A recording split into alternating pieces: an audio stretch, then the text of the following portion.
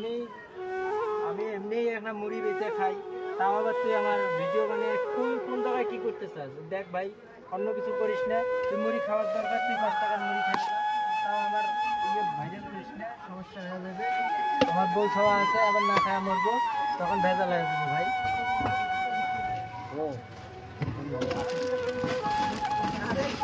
আপনাদের উদ্দেশ্যে ভাইয়ের কাছে একটা ঝালা নেওয়ার জন্য আছে, ভাইকে একটা ঝালা বানিয়ে দেবে আমি সুন্দরকে।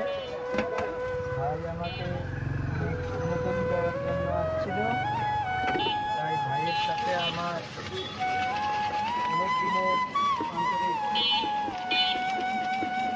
আন্তরিকতা। আপনারা আমার